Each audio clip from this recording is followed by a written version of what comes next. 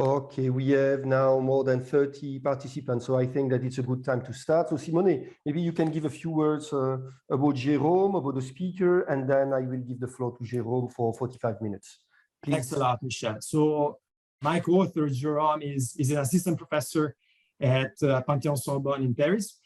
He did his PhD under my supervision at Cerdi, where he graduated in 2017. So he's working mostly on the effects of immigration on host countries and on the attitudes of natives towards immigrants. So it's my pleasure, also as a former supervisor, to have him online with us today, and I let you share the rest of the session, Michel. Okay, thank you very much, Simone. And Jérôme, it's up to you, please. 45 minutes, maybe you can take questions on the go, and then we will leave 10 to 15 minutes for questions from the audience. Please go ahead, Jérôme. Perfect, thanks, Michel. So hi, everyone. So I'm quite happy to be here virtually with you today to present you this paper entitled Border Apprehension and Federal Sentencing of Hispanic Citizens in the US. So this is a joint work with Simone Bertoli from the Cerdi and with Morgane Laouenan from the Centre d'Économie de la Sorbonne in Paris. So before going into more detail, let me start with a little bit of motivation. So as you know, in order to facilitate their integration, to foster their assimilation, or simply to reduce the likelihood to face discrimination, migrants may decide to manipulate some of the facets of their identity. For instance, they can change the name, they can opt for native sounding names for the children, or they can improve their language skill at destination. But still, this type of manipulation are not infinite, and individuals, to some extent, are constrained in their identity choices. And this is something that we get from a paper by Akaloff and Cronton, where they basically write, to some extent, people choose their identity.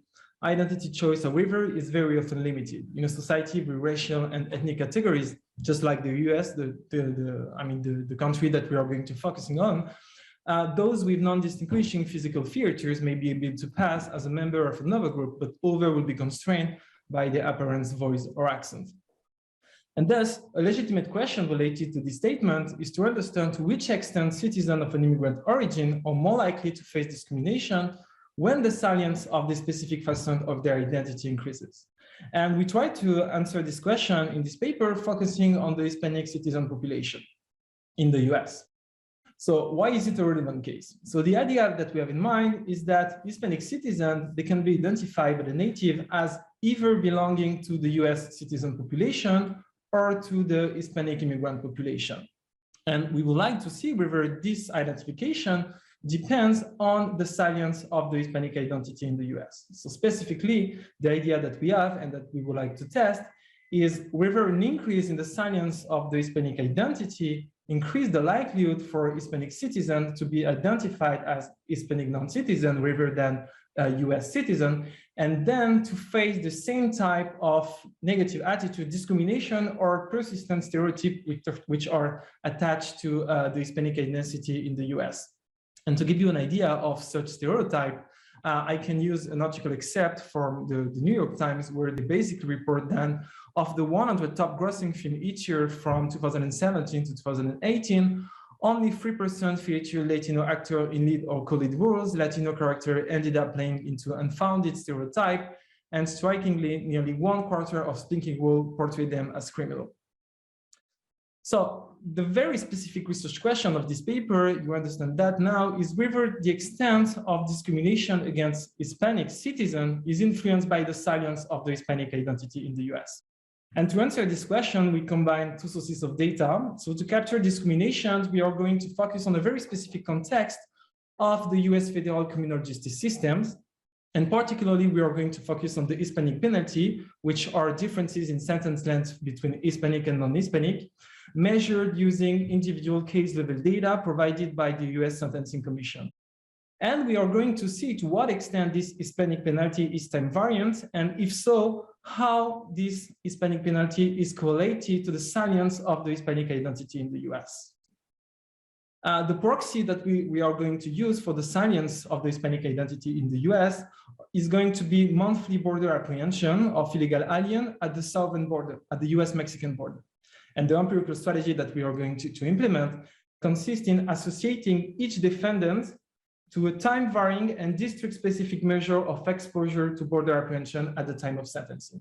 So using data on border apprehension for us is quite convenient since it allows us to make the salience of the Hispanic identity varying both with time, since we have variation at the monthly level, but also to have a spatial variation at the federal district level using the proximity to the border. And the assumption that we are going to use is the fact that individuals living closer to the border are more likely to be interested in the migration topic. So we have both a spatial dimension and also the time dimension for the salience by using those data on border apprehension. And also it is quite convenient for us since it's plausible to assume that an observable, so unobserved characteristic for US citizen of Hispanic origin, so the population we are going to focusing on, are quite plausibly orthogonal to the fluctuation in border apprehension. So let me clarify an additional analytical challenge in our analysis. So when someone wants to study discrimination, so focusing on contemporaneous outcome, there are some identification concern about the fact that individuals may react simultaneously to discrimination and may adjust their behavior in reaction to the discrimination. So this is not something that we are going to have in this framework because we use a very convenient framework where the decision is only taken by the judge. So there is a one-sided decision, and sentencing in the US, I will come back to that later, is the sole responsibility of the judge. And particularly, and I would say more importantly, this decision by the judge is based on a behavior, the crime that occurred long before the sentencing day. So to be very specific about that, so in the US federal criminal justice system, so the sentencing day, so the day that the defendant received the final offense by the judge, comes long after the day of arrest, and on average, 3 months after the defendant has been convicted, either by plea agreement or by trial. What does it mean? It means that in our analysis, the objective elements that represent the basis of the judgment by the federal judge are completely predetermined and, more importantly, uncorrelated with temporary variation in border apprehension. So what do we find? So a little bit of spoiler. So we find that the sentencing differential between Hispanic and non-Hispanic white citizens, so the Hispanic penalty, gets larger when border apprehension are higher, so when the salience of the Hispanic identity in the US increases. As far as the magnitude of the effect is concerned, we found that one standard deviation increase in our measure of border apprehension is associated with 12 additional days of imprisonment for Hispanic citizen compared to non-Hispanic white citizen, which is substantial given the fact that it represents 1/6 of the average estimated gap that we estimate in our period of analysis between Hispanic citizen and non-Hispanic white defendant. So this paper contributes to 4 different literature. So first, we contribute to the well-published and huge literature on racial disparities in sentencing in the US. So usually all those papers, they focus on sentencing gap between black and white, so the black penalty. What we are going to do in this paper is to focus on something that has been often overlooked, which is the Hispanic penalty, so the difference in sentence length between Hispanic citizen and Hispanic non-Hispanic white citizen. And particularly, we are going to contribute to a very specific literature, which is time varying bias in sentencing. Okay, so given the fact that we know from the literature that there is a penalty for black and for Hispanic, we would like to see whether this penalty is constant over time or whether there is a time dimension in the discrimination that Hispanic face in the US federal criminal justice system. And in this way, there are 2 very close papers to our analysis. So the first paper is the paper by Sheyo and Sussman, in which they show that the in-group bias of a Jewish judge toward Jewish defendant compared to Arab defendant in Israel is strongly correlated with the number of terrorist attacks in the vicinity of the court in the year preceding the ruling. And for the US, there is a very close paper to our analysis, which is the paper by McCullen and Razul, in which they show that there is also a time varying bias in sentencing, and they show it for the 9/11 terrorist attack. So they show that after the 9/11, there was a backlash toward Muslim immigrants, which translated in harsher sentences for Hispanic citizens, something they interpret as a contagious animosity. We also contribute to the literature on statistical discrimination. So this is something related to the result I'm going to mention in a few slides. So we are going to show that our effect is much more likely to be driven by statistical discrimination instead of taste discrimination. So there is an information problem. And finally, we also contribute to the science of identity and priming effect literature. So our paper is very close to the paper by Colosi in terms of identification strategy. So remember that a paper by Colosi and Coulter, they show that in German municipality election, so voters are very likely, more likely to vote for extremist parties, so both for far right and far left, when the salience of the Muslim community increase. And so as an exogenous source of variation, so they use the distance from the election to the Ramadan, which magnifies the visibility of the Muslim community in Germany. So now you have a better idea of what we do in this paper. So let me clarify a little bit the data that we use. So again, we combine two sources of data.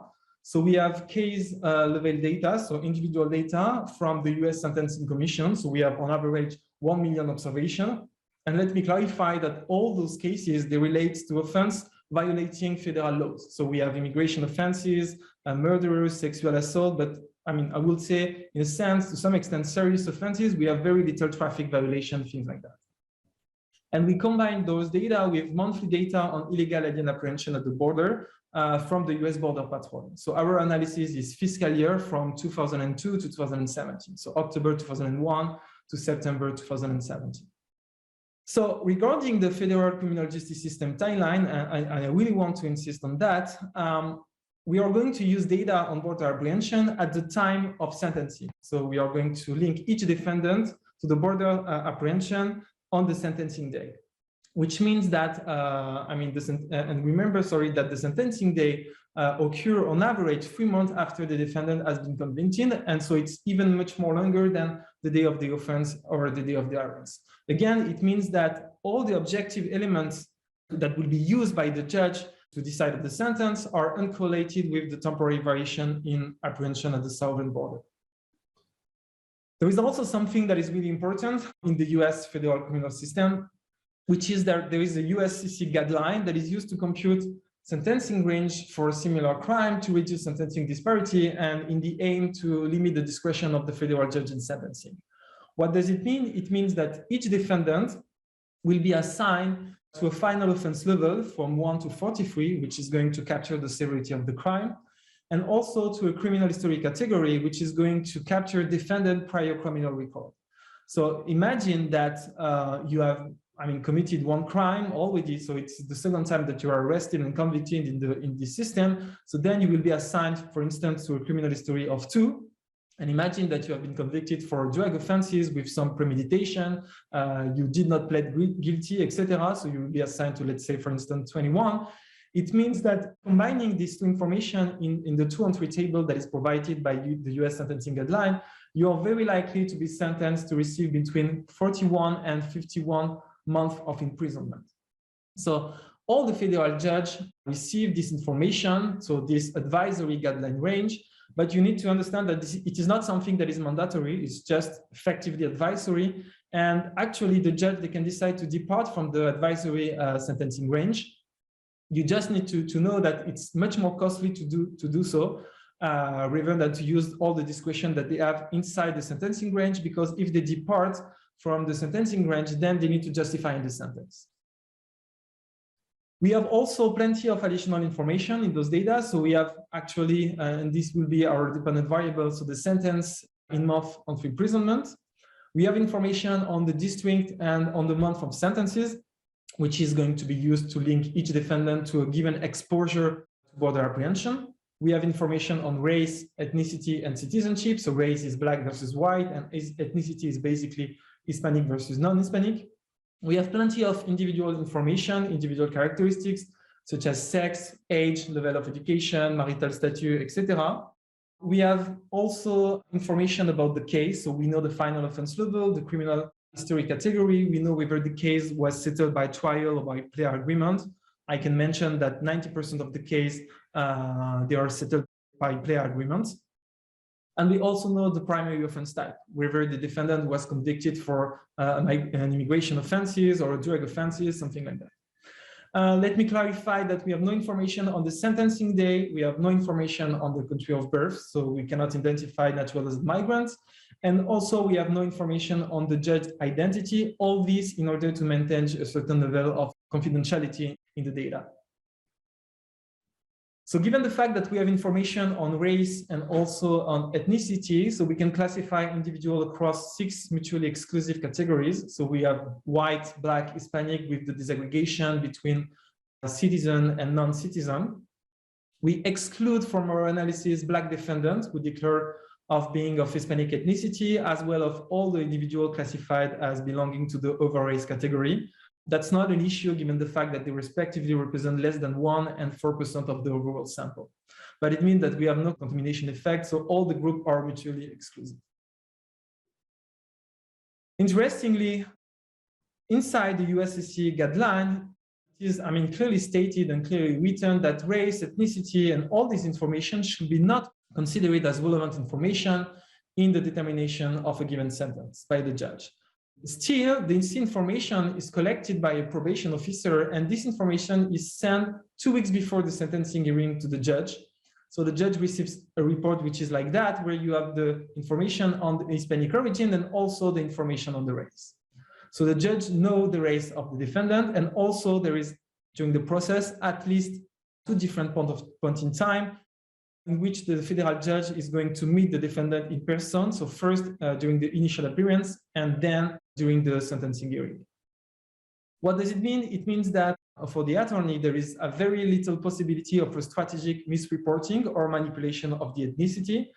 And also there is no manipulation or choice for the judge, because in the federal criminal justice system, the matching between defendant and judge is completely random. So this is something which has been extensively discussed in a paper by Cohen and Young and also tested empirically.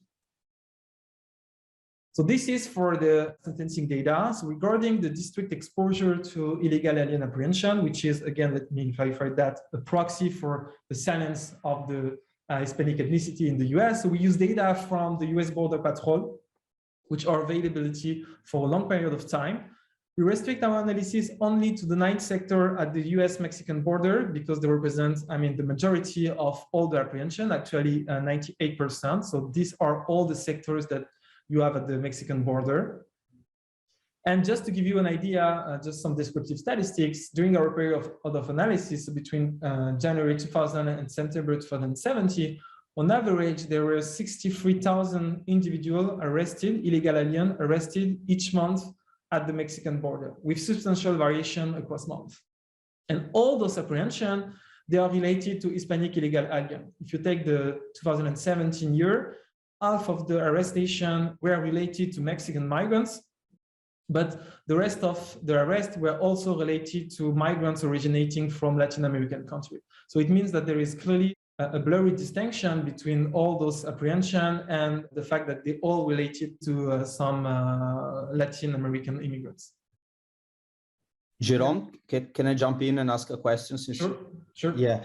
So basically you use the amount of apprehensions at the border as a measure of sort of exogenous variation for the salience of migration issue. And one question or one doubt that I have is that usually in the media literature, when we think about salience, we tend to think about, sort of a manipulation of how important citizens think a topic is through, for example, the use of language that is done by media, sort of keeping constant the underlying level of the issue. So if you think of crime, you could think of, there are some newspapers that are particularly reporting more crime, or usually using a different type of language, keeping constant, controlling for the actual level of crime. That's what we kind of usually have in mind when we talk about salience, making a topic salience. Your measure seems to me also that has some, also is capturing basically the variation in the, migration pressure at the border as such. So I'm kind of having a little bit of trouble separating these two ideas of, just the salience, so how we talk about a topic, how important citizens think the topic is, and the measure that you're using that is as well capturing some real variation in the underlying, importance of the topic. And so I'm just wondering, in the future, people might say, after looking at the results, okay, how much can I tell that is the effect of simply the change in salience, or is the effect of a change in a preference of people due to the fact that migration pressure is apparently increasing due to the more apprehension. So, if you can, before going ahead, if you can clarify me a little bit more how to think about these issues.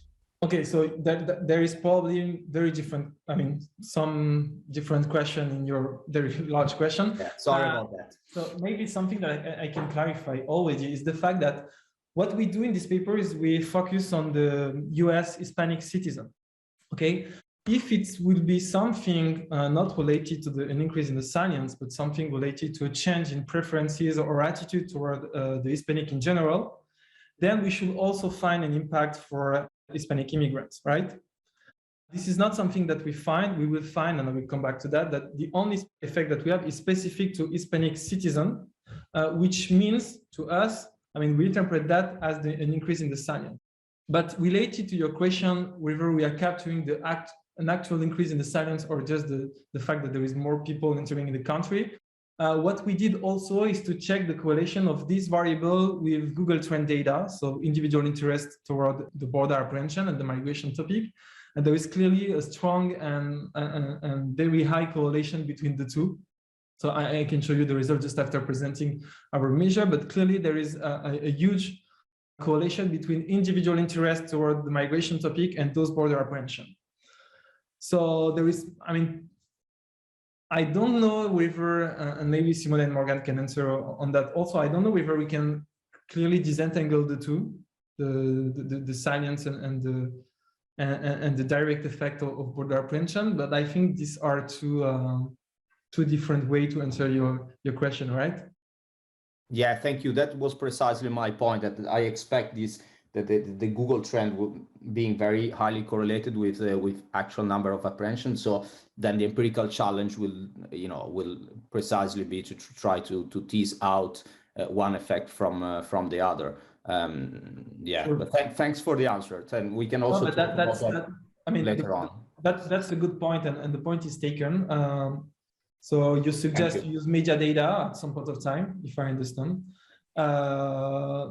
One additional issue that we have is that we focus on the decision of a very specific population in the US, so the federal judge, and we don't know anything about their media consumption, in a sense. We don't know whether they have the same media consumption as the rest of the population. Sure.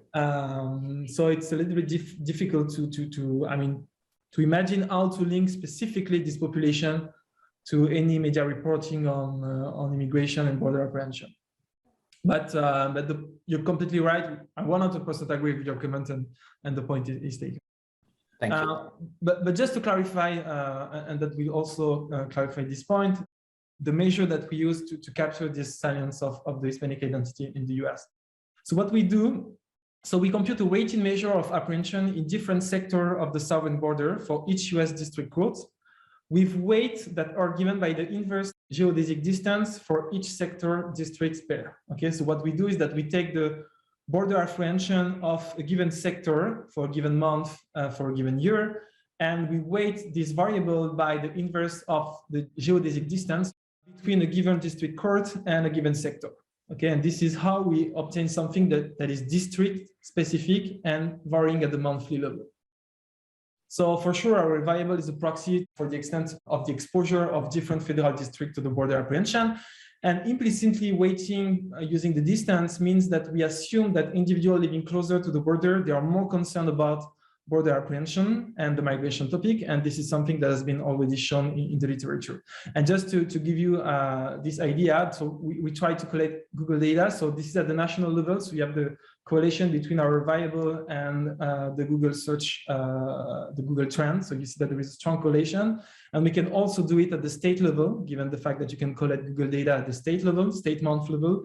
And there is also a strong correlation between the two. Okay, so answer, I guess, a little bit to your question. Okay, so regarding our empirical strategy, so what we try to do, so it's to link the sentencing gap between Hispanic and non-Hispanic with this variable of exposure to border apprehension at the district court level. So on the left-hand side, we have the sentence length, so the month of imprisonment of the defendant I sentenced in the district court C of the federal criminal justice system in the month M of the year Y. Okay, so this is our dependent variable. And we try to see whether this sentence, okay, differs or whether there is a sentencing gap between Hispanic and non-Hispanic white citizen. Okay, and we control for what could happen also to Black. And we try to see whether, if there is an Hispanic penalty for Hispanic citizen, whether it is correlated or increasing when there is an increase in border apprehension. So this is what we try to do. So here, beta 1 is our coefficient of interest, and it could be interpreted as the differential effect of variation in border apprehension on the sentences received by Hispanic defendant compared to non-Hispanic white defendant. And so we have plenty of fixed effect, and I will come back to that in the next slide, to be sure that our variable of border apprehension is orthogonal to the error term. So what do we have? So first, we would like to control for the fact that the Hispanic penalty and also the Black penalty could be different across district and also across year. So this is why we include group year fixed effect and also group district fixed effect. We also would like to be sure that we compare two individuals with, the same characteristics. So we have individual control, so with age, education, marital status, etc. We want to control that the cases are similar. So we control for whether the case was settled by trial or plea agreement. We include offense type fixed effect. So to be sure that we are comparing the same type of crime, so such as immigration offenses, drug offenses, etc. We control for the sentencing range by interacting a dummy for the criminal history category and also dummy for the final offense level. And finally, we also would like to take into account for all the potential confounding factor at the district year level and also at the month year level. Okay, so we have plenty of different fixed effects. For sure, we capture a huge amount of the variability in the data. Actually, all those fixed effects and the individual control, they absorb 80% of the overall variability. It means that we are working on the 20% remaining. In terms of Jérôme, excuse me, what is the sample on which you estimate the so we have the equation? Is it only citizens or does it include also non-citizens and immigrants? So the benchmark sample include only US citizens. So we are going just to also to look at what happened on US immigrants, just to be sure that we are capturing the silent story and not a negative attitude, which will be the case. If there is an increase in border apprehension, it could translate also in negative attitude toward Hispanic, irrespective of their ethnicity. And this is why we are also going to replicate our analysis for this specific population. But the benchmark specification will be only on citizens. Okay? Okay, thanks. So in terms of identifying variability, since we have all those fixed effects, what does it mean? It means that the variability that we use only comes from the correlation between the average difference in sentence length between Hispanic and non-Hispanic white citizen, judged in different months of the same year for the same type of offense, the same past criminal history and offense level, and also the same district court. Okay? And the correlation of this with the value of our district level measure of exposure to border apprehension in that district across months of that year. So our main result. So this is exactly your question, Michel. So now I'm going to focus only on US citizen to have an idea of the Hispanic penalty for Hispanic compared to white defendant, controlling for everything that could also happen to Black. Okay, and then I will come back, I will shift to the immigrant population. Let's focus on the citizen population for now. So what we do in column 1 is that we check that we obtain exactly the same Hispanic and Black penalty that has been already estimated in the literature. So both in magnitude and in significance, we have exactly the same results. So what does it mean? It means that on average, Black receive 4 additional months of imprisonment compared to white defendants with the same characteristics. And for Hispanic, it equals 2.6 additional months of imprisonment. Okay, we know that this could vary at the district level and also across years. Okay, so this is why in the rest of our analysis, we are going to control for group district and group year fixed effect. In column 2, when we interact this Hispanic penalty with border apprehension, we see that there is a significant and positive coefficient, which suggests that an increase in border apprehension is going to magnify, I would say, to increase the size of the Hispanic penalty. Okay, so when there is an increase in border apprehension, it increases the salience of the Hispanic identity, and probably Hispanic citizens are more likely to be identified as belonging to the Hispanic community and to receive the same type of longer sentences that the Hispanic received in the US federal criminal justice system, rather than being considered and identified by the judge as belonging to the US citizen population and to receive the lower sentences that US citizens receive in the US federal criminal justice system. So in column 3, we try to replicate the same analysis for Black to see, just like in McConnell and Razul, to see if there is some contagious animosity or spillover to Black. We do not find any effect. And in column 4, which is our benchmark specification, we have both the interaction of border apprehension between with Hispanic and Black, and our results remain the same. So in terms of magnitude of the effect, we find that 1 standard deviation increase in our district level measure of border apprehension is associated with 12 additional days of imprisonment for Hispanic compared to non-Hispanic white defendants. And again, this is substantial given the fact that it represents 1/6 of the average time invariant differential that we have estimated in column 1, which is the average Hispanic penalty if you compare Hispanic to white defendants. And sure, as you mentioned, Michel, so there are 2 plausible explanations for this result. So actually, I always mentioned the salience story, but it's also possible that an increase in border apprehension is also associated with, a deterioration of the attitude of federal judge toward Hispanic defendants in general. Okay, so what we would like to do to be sure to disentangle between these 2 stories is to compare what could happen for citizen and also non-citizen. Okay. So if the right story is the negative attitude 1, then we should find an impact both for citizen and for non-citizen. Okay, if border apprehension decrease or deteriorates native attitude toward and generally speaking judge attitude toward Hispanic defendants in general, we should find an impact both for citizen and non-citizen. If the true story, the right story, is the salience 1, then we should find only an impact for citizens, given the fact that by definition, non-citizen Hispanic are always identified as belonging to the Hispanic immigrant population. Okay, there are only Hispanic citizens who have these specific features, that they have these 2 facets of their identity which are competing against each other. So this is what we do, replicating our analysis, but excluding Hispanic citizens and replacing them by Hispanic migrants. Okay, and when we do that, we do not find any effect, any significant coefficient for the interaction between Hispanic and border apprehension. And we interpret this as the evidence that what we capture in our story is the silent story. Okay, so the fact that border apprehension shock make one of the facets of the defendant profile more salience, and implies that Hispanic citizens are going to receive harsher sentences and closer sentences to the Latino migrants. So we have additional robustness check in this paper. So now I'm just going to focus on the US citizen sample, but for sure. So we show that our results are robust. Jérôme? Yeah, Dean, let me know. Yeah. It occurs to me that you already talked about the McConnell and Razul paper and the contagious animosity idea. I see now why you say that that's a pretty closely related paper. It seems to me we can think about this spillover to the Hispanic citizens as a form of contagious animosity. Sure. Would you agree with that? Yeah, completely. Yeah, you can say that it's contagious animosity from migrants to citizens, if you want, inside the Hispanic group. Mm-hmm.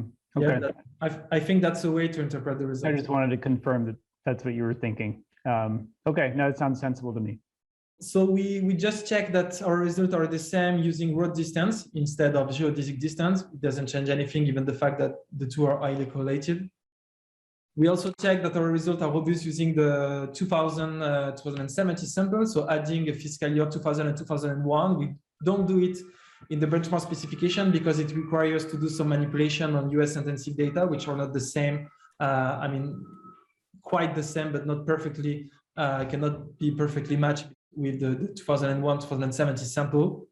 We have plenty of alternative clustering at the state level, at the district court month level, at the district, at the district level, yeah. So we always have the same coefficient.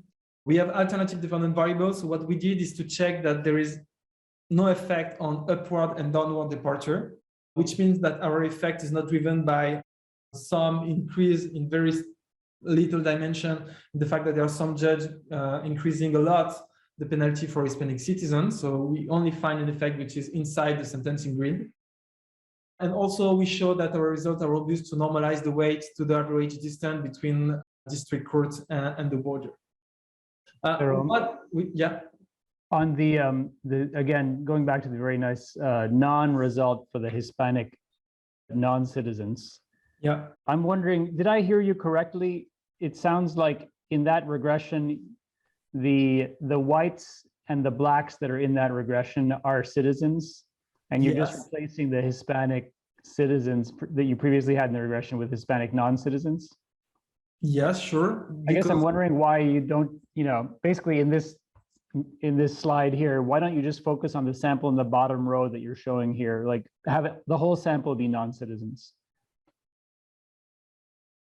So it just seems like then you'd be running a regression purely in the non-immigrant sample, whether white, black, or Hispanic. You would like to replace white and black citizen by non-citizen here, right? Well, yeah, I guess I'm wondering why that seemed like the most natural. Because if we want to disentangle between the silent story and the attitude, all those individuals, they could also be affected by a decrease or a deterioration of natives' attitude toward immigrants in general.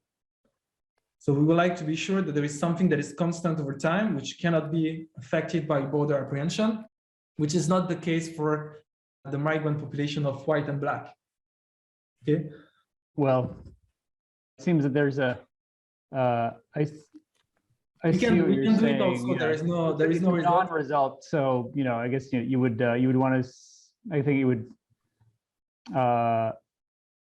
Okay, I see what you're saying. It seems like there's a regression specification that includes the full sample, citizens and non-citizens, and then sort of nests your hypothesis within an appropriate set of interaction terms.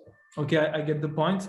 We did that. So we did the regression with only the immigrant population. We find nothing, which is reassuring. But also the sample are quite small for white and black, as you see. I see that. And what we did also is to use a triple interaction with the full sample. So Hispanic, non-US citizen, and border apprehension. And also we have the same result. I don't know whether they are included in the... That's fine. That's fine. Yeah, okay, I see what you're saying. Thank you. Yes. So here you have the triple interaction between Hispanic, border apprehension, and non-citizen. So you see that there is our effect, but no effect for non-citizen. Okay. That's completely consistent with your story. And you have the full sample here. Okay. So let me clarify finally the story that we have in mind. So I would like to insist on two things. So first, we would like to check whether our effect is much more correlated, much more likely to reflect taste or statistical discrimination. And the most direct approach to do it, to distinguish between taste and statistical discrimination, is to measure how the sentencing gap varies with the amount of information about the defendant. So this is something that is already tested in Bertoli 2018, that discrimination is more likely, statistical discrimination, is more likely to occur in low information cases, so in cases in which the judge has fewer elements to determine the defendant latent criminality and likelihood to recidivate. So what we had in mind is that the judge, they may be more inclined to rely on the ethnicity as a conveying information on unobserved characteristics and as a relevant source of information for sentencing in low information cases. So when the prior criminal history is quite low and when the salience of the Hispanic identity increases. So what we do is that we estimate our benchmark specification on subsample defined on the basis of the median value for the final offense level and also the median value for the criminal history of the defendant. And what we find, so you have our benchmark specification and all the possible combination that you can think about. And we find that our effect is only significant when the criminal history is below the median, so it's below 2. Okay, so when there is the probability for the judge, the likelihood of recidivism for the defendant is unknown. This is when the judge is going to use another information relying on the ethnicity when there is an increasing border apprehension to decide the amount of imprisonment. And we also find that our effect is maximized when the final offense level is above 21. So when the severity of the crime is sufficiently high. Finally, and I'm going to be very quick about that since I'm running out of time. So we find that our effect is only significant for drug offenses. There is two reasons about that. The first one is that US Hispanic citizens are mostly convicted for drug offenses. And also when people think about the stereotype associated with Hispanic, the typical Hispanic criminal in the US, they are always thinking about drug dealers. So this is consistent with that. We also find that our effects of judges are more likely to impose longer sentences on Hispanic citizens when they share the same observable characteristic as the average Latino immigrants. So when the defendant is a male, less educated, and younger than the rest of the population. Sorry.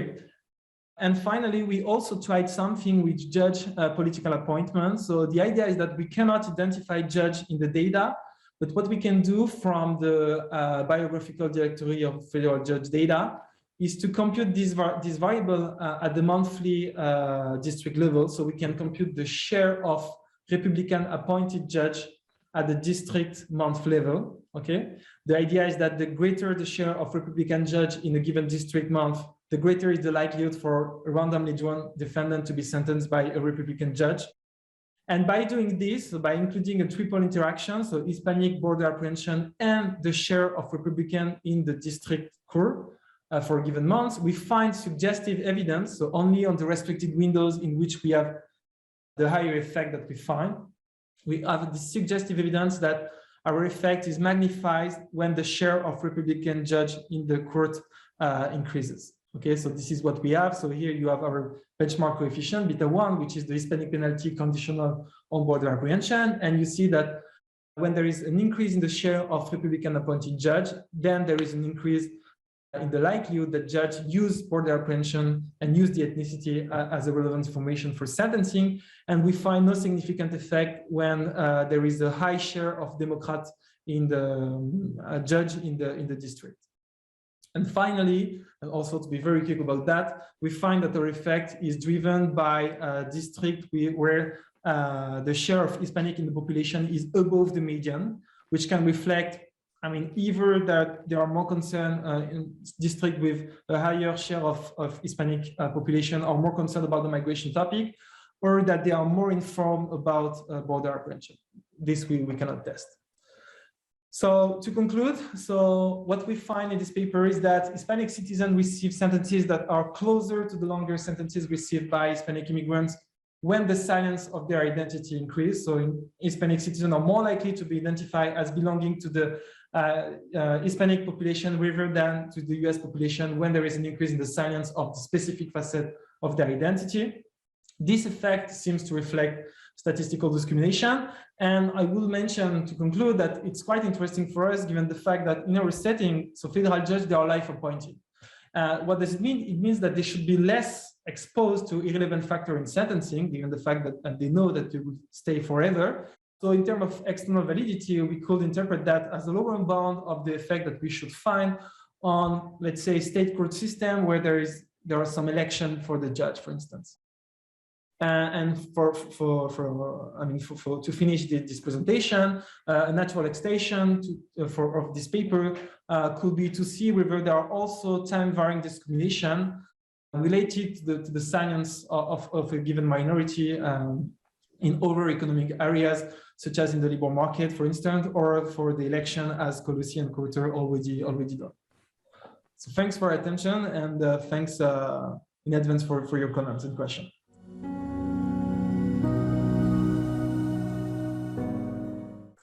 Thank you very much, Jérôme.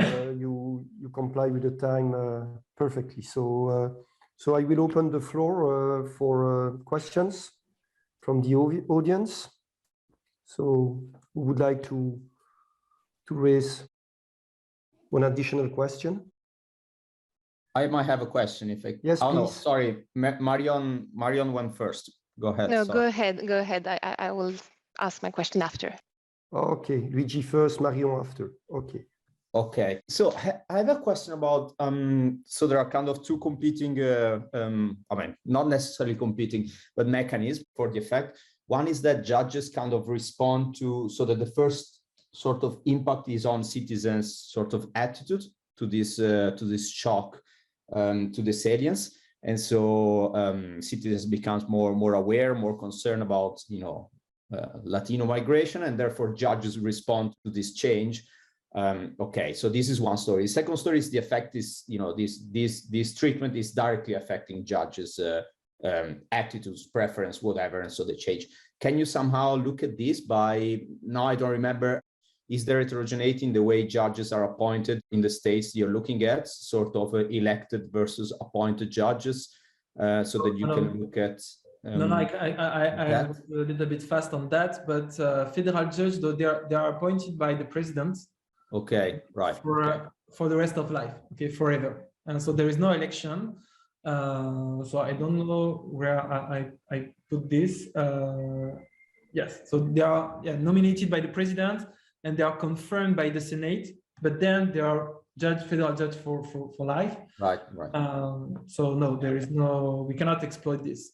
Yeah, but you could in principle look at some survey data on attitudes toward Latinos and check whether there is any effect on that margin.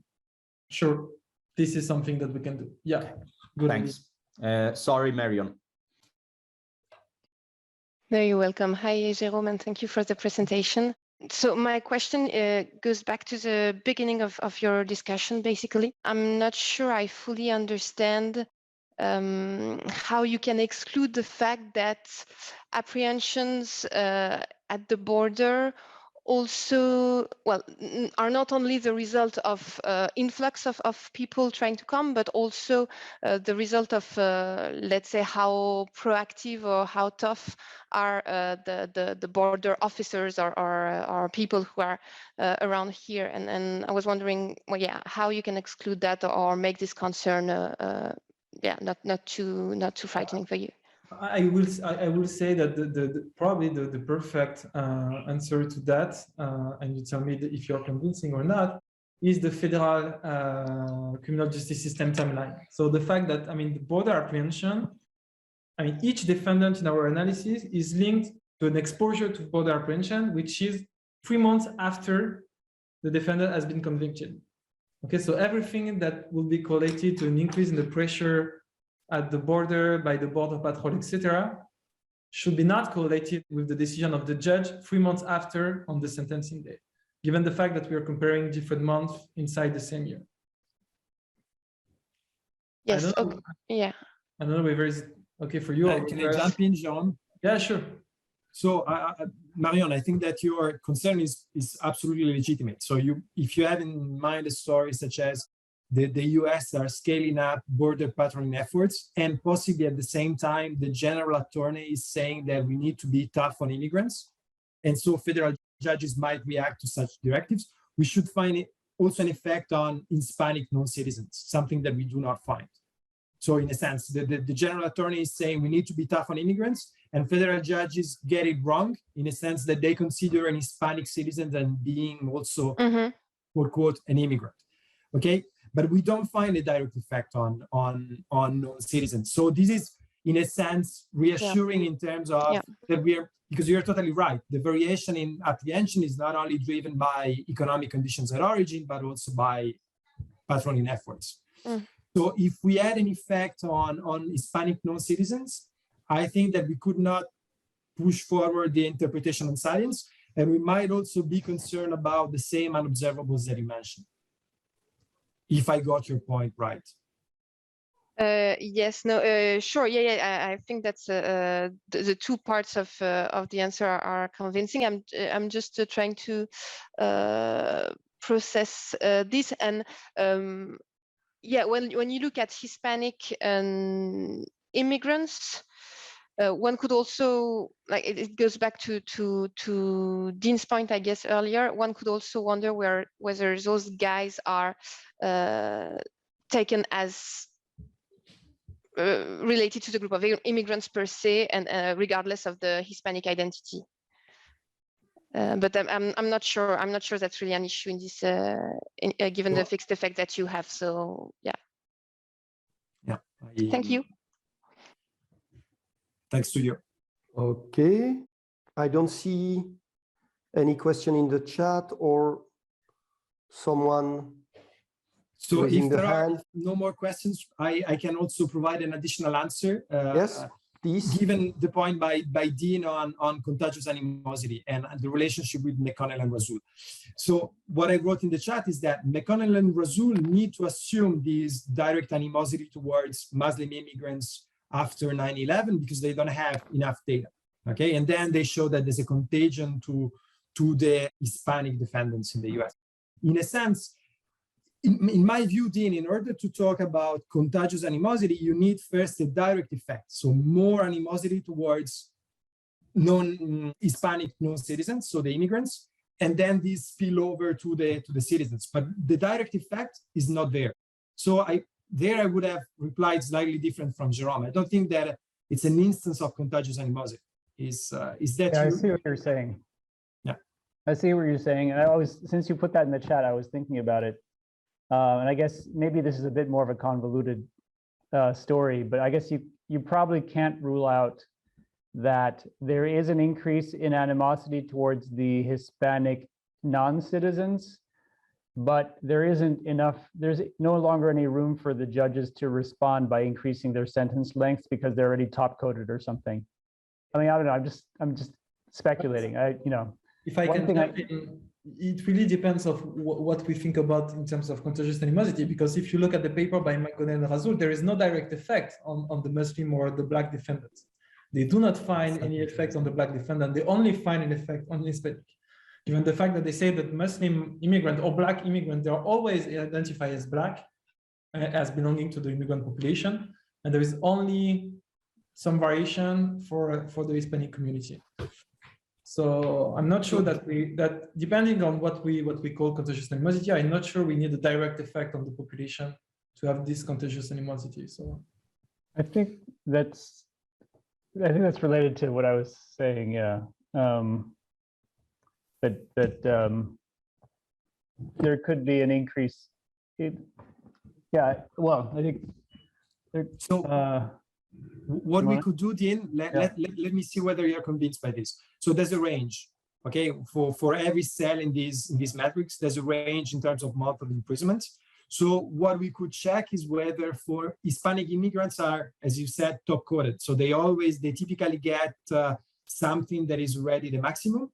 And as Jérôme was saying, it's costly to have an upward departure because you need to justify that in the sentence, while moving within the range is costless in a sense for the judge. So you would like to see that this is not at play to be convinced by our absence of result on Hispanic non-citizens. This would help diagnose whether something like that might be going on. I mean, I actually don't think this is a problem. It's just an additional, this point I'm making is I don't think it's a problem if you connect this to, if you think about this as contagious animosity in some way. It's an additional explanation, complementary explanation. It's not an identification problem. I think I believe your causal identification. It's just we're just talking here about how to interpret the result. I think you're focusing on salience, and I think that's I don't see a reason why that couldn't be a mechanism also. But it seems like there's multiple mechanisms potentially going on here. And of course, the more precise you can be about the mechanisms, the better. But this paper has a lot of innovative features and has a nice headline result. And I don't see it as being a major issue if, like, in the end, contagious animosity of this form ends up being one of the mechanisms you say is possibly operating. But I agree, like, this analysis you suggested about looking at the extent to which Hispanic immigrants, Hispanic non-citizens are already quote unquote top coded or near the top end of the sentencing range, that would help flesh out whether this is likely to be happening or not. Great suggestion, thanks. Okay, there is one small question in the chat from Lisa. So I'm going to read the question. It's going to be better. Is it a source of concern that ethnicity is mutually exclusive and the choice of declared ethnicity matters? So, Jérôme, Simone? So not sure about to understand the first part of the question. So the choice of declared ethnicity matters.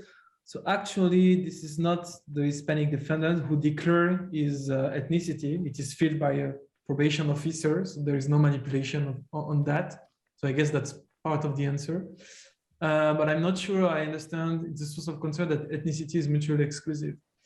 So that you cannot say that you are a white Hispanic or a black Hispanic. So we removed. Yeah. So what we would like to be sure is that there is no, effect on the black population for those declaring that they are Hispanic. So we really want that all the groups, they are exclusive. Because in a sense, if there is some Hispanic in the white population or in the black population, we could say that if there is also an impact for them, we should find an effect that would be smaller. So it would play against us. So that's better for us if we want to detect any effect to have all those mutually exclusive groups. I don't know, Lisa, if it can say if it answered the question. Sorry, I need to allow her to talk. My fault. I have too many roles today, so I. But you're completely right, Lisa. There are some black Hispanic, but we exclude them from the analysis. But again, it's just 4% of the overall sample. So there are very few people declaring that they're black and Hispanic. Yeah, this is the point of Lisa. She said that there is a black Hispanic community in the US. So. Yeah, by having to choose between the three categories, she was wondering to what extent you could miss something. It is my interpretation of the question, but yeah, we could include them. There is no different result, but that's better for us to don't have them. So. Okay, we can have still maybe time for one additional question if there is one. Otherwise, I will give the lead to Simone. Maybe Simone, you want? Yeah, to... just a few words, Michel. So as you might have noticed, we had reduced the frequency of the senior seminars over the past few months. We were hoping to say that this is the last senior seminar, but we are ready to adjust to the deteriorating health conditions, which is unfortunate. So. Probably starting in January, we will resume more regularly if, unfortunately, opportunities for face-to-face interaction in standard seminars get reduced once more. Okay, so sorry to end on this depressing note, but we think that it's better to have an alternative than no alternative. Okay, so if you're interested in presenting, you can also send us proposals, and you will be more than welcome. Okay. And best season greetings to everyone, and thanks for being online with us also today. Thanks for the paper. It was very interesting. Thank you. Bye-bye, Simone. Bye-bye, all guys. Bye. Bye.